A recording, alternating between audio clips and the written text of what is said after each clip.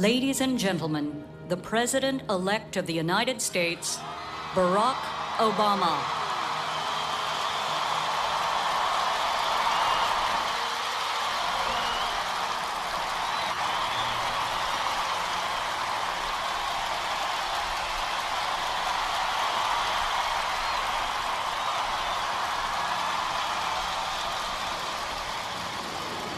Hello, America. I want to thank all the speakers and performers today for reminding us through song and through words just what it is that we love about America. I want to thank all of you for braving the cold and the crowds and traveling, in some cases, thousands of miles to join us here today. Welcome to Washington, and welcome to this celebration of American renewal. In the course of our history, only a handful of generations have been asked to confront challenges as serious as the ones we face right now. Our nation is at war. Our economy is in crisis. Millions of Americans are losing their jobs and their homes. They're worried about how they'll afford college for their kids or pay the stack of bills on their kitchen table. And most of all, they're anxious and uncertain about the future, about whether this generation of Americans will be able to pass on what's best about this country to our children and their children. I won't pretend that meeting any one of these challenges will be easy. It will take more than a month or a year, and it will likely take many.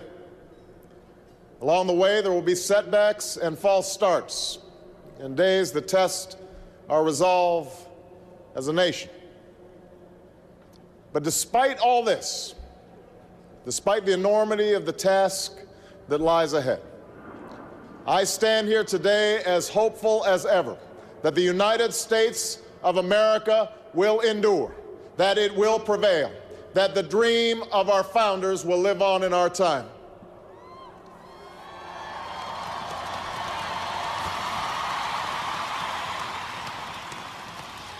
What gives me hope is what I see when I look out across this mall. For in these monuments are chiseled those unlikely stories that affirm our unyielding faith, a faith that anything is possible in America. Rising before us stands a memorial to a man who led a small band of farmers and shopkeepers in revolution against the army of an empire, all for the sake of an idea. On the ground below is a tribute to a generation that withstood war and depression. Men and women like my grandparents who toiled on bomber assembly lines and marched across Europe to free the world from tyranny's grasp.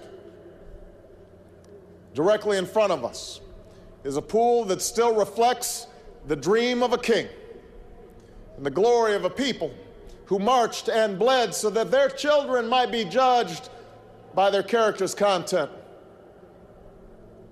And behind me, watching over the union he saved, sits the man who in so many ways made this day possible. And yet, as I stand here today, what gives me the greatest hope of all is not the stone and marble that surrounds us, but what fills the spaces in between. It is you, Americans of every race and region and station, who came here because you believe in what this country can be and because you want to help us get there.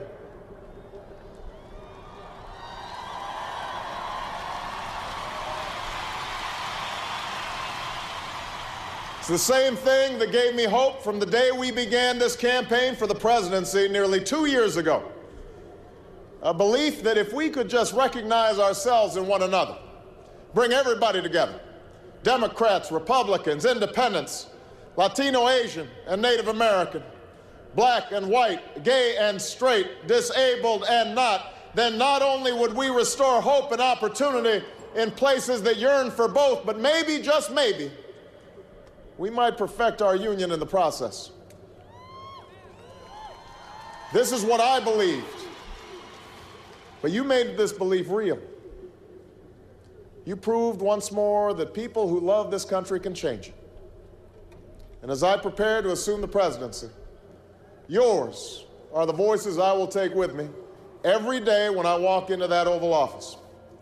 The voices of men and women who have different stories, but hold common hopes, who ask only for what was promised us as Americans, that we might make of our lives what we will, and see our children climb higher than we did. It is this thread that binds us together in common effort, that runs through every memorial on this mall, that connects us to all those who struggled and sacrificed and stood here before. It is how this nation has overcome the greatest differences and the longest odds, because there is no obstacle that can stand in the way of millions of voices calling for change.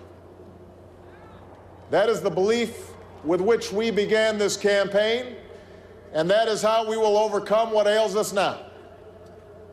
There is no doubt that our road will be long, that our climb will be steep, but never forget that the true character of our nation is revealed not during times of comfort and ease, but by the right we do when the moment is hard. I ask you to help reveal that character once more. And together, we can carry forward as one nation and one people the legacy of our forefathers that we celebrate today. Thank you, America. God bless you.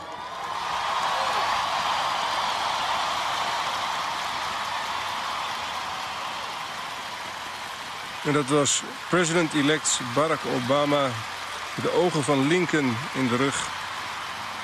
Bijna president, opnieuw zeer ingetogen, sober zoals hij is sinds hij op 4 november gekozen is. Toch ook een boodschap in deze tijd van crisis, een tijd van oorlog. Maar toch een boodschap van optimisme, van kansen, van hoop.